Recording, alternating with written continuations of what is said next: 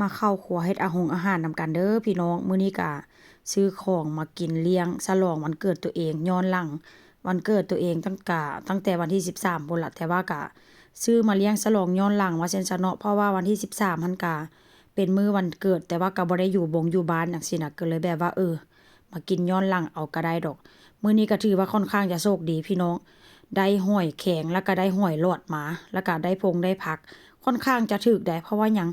ผักนี่ไปช่วงไปซื้อแบบที่แบบว่าเขาจะลดราคาพี่น้อง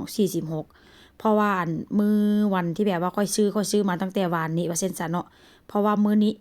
ศุกร์เสาร์อาทิตย์จังซี่นะเขาเจ้าหยุดเขาเจ้าก็เลยแบบว่าขายลดราคาคนเต็มบ่แต่ว่าลดราคาคนเข้าไปของแทบจะบ่มีขายก้อยก็เลยซื้อมาแบบว่าค่อนข้างจะหลายเด้ก็ซื้อสลัดมาตั้ง4ถุงว่าซั่นซะเนาะเพราะว่ากะจิมาห่อหันนะ มื้อนี้ก็จิมีหลากหลายนะมีทั้งกงทั้งกุ้งมีหอยแมลงพวกแมลงภู่มีหลากหลายว่าซั่นจ้ะเนาะเพราะว่าพี่คนไทยเพิ่นก็จะมากินนำแล้วมื้อนี้ก็จะลวกหมี่นี่ก็ลวกค่อนข้างอ้าวหลายเด้แต่ถามว่ากินเบิดบ่ก็บ่ได้กินเบิดเด้อเพราะว่า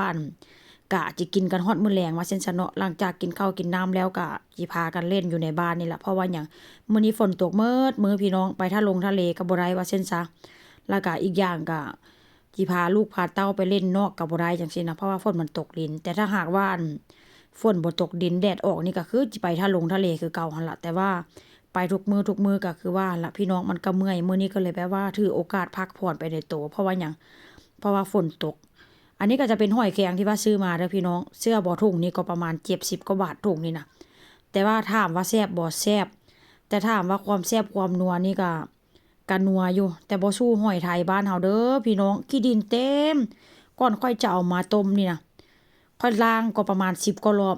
ขี้ดินยังเต็มอยู่นะอันนี้ก็จะเป็นหอยหลอดนี่แซ่บอยู่ได้หอยหลอดนี่ก่อนแล้วอีกอย่างก็ค่อนข้างจะเนื้อเต็มกว่าหอยแข็งว่าซั่นซะหอยหลอดนี่ในราคาก็ค่อนข้างจะแพงอยู่ประมาณเกือบ100บาทแต่ว่ามันโอเคว่าซั่นซะแล้วมื้อนี้ก็จะลวกปลาหมึกนำเด้อพี่น้อง ปลาหมึกนี่ก็จะใส่ประมาณโตหนึ่งนี่แหละล้างดีๆแล้วก็จะมาหั่นเป็นตอนน้อยๆแบบนี้แล้วก็จะเฮ็ดไฟแห้งต้มประมาณ2นาทีนี่แหละหันจีว่าลวกก็ได้หันจีว่าต้มก็ได้แต่ว่าค่อยใช้ไฟค่อนข้างจะแห้งว่าเช่นจะถามว่ามันยากบ่ได้ยากบ่ได้เหนียวเด้อเพราะว่าหยังเอาตั้งไฟแห้งๆแล้วเอาลงไปแบบนี้น่ะเนื้อมันก็ค่อนข้างจะเด้งพี่น้องมื้อนี้ก็ถือว่ากินหลากหลายเมนูว่าซั่นๆเนาะหอยหลอดนี่มาอยู่สเปนนี่8ปีบ่เคยซื้อมากินจักเทื่อ มื้อนี้เห็นราคามันดีแล้วก็เลยลองซื้อมากินว่าซั่นซะถามว่าแซ่บบ่ก็แซ่บอยู่เดะมื้อหน้าก็สิได้ซื้อมากินว่าซั่นซะเนาะช่วงนี้มันแบบว่าลดราคาน่ะพี่น้องข้อยก็เลยแบบว่าลองซื้อมากินเบิ่งแต่ว่ามันโอเคอยู่นะมันน่าซื้อมากินเนื้อก็เต็มแล้วอีกอย่างก็ขี้ทรายก็บ่หลายว่าซั่นซะ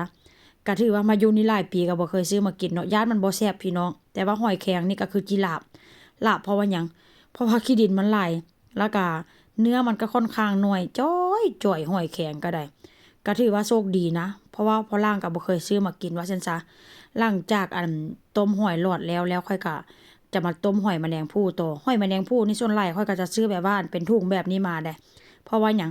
ซื้อแบบเป็นเปลือกมาหั่นน่ะราคาโลนึงก็ประมาณเกือบ300กว่าบาทแต่ว่ามันได้สร้างเปลือกนำพี่น้องแล้วก็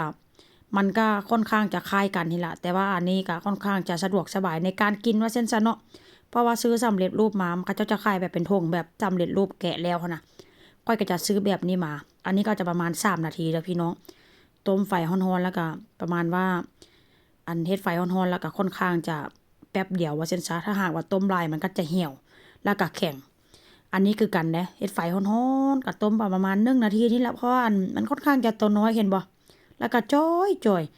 ความแซ่บก็แซ่บอยู่ได้แซ่บหวานหอมแต่ว่าเรื่องล้างนี่บ่ล้างปานใดก็ยังมีขี้ดินอยู่พี่น้องก็ถือว่าบ่ซื้อมากินอีกแล้วล่ะซื้อรอบนี้เป็นรอบสุดท้ายแล้วก็ครั้งแรกในชีวิตเห็นหอยเท่าใดนี่แล่นใส่ความว่ายากเนาะแต่ว่ามันก็บ่แซ่บเท่าหอยไถนี่โตใหญ่ทั้งเต็ม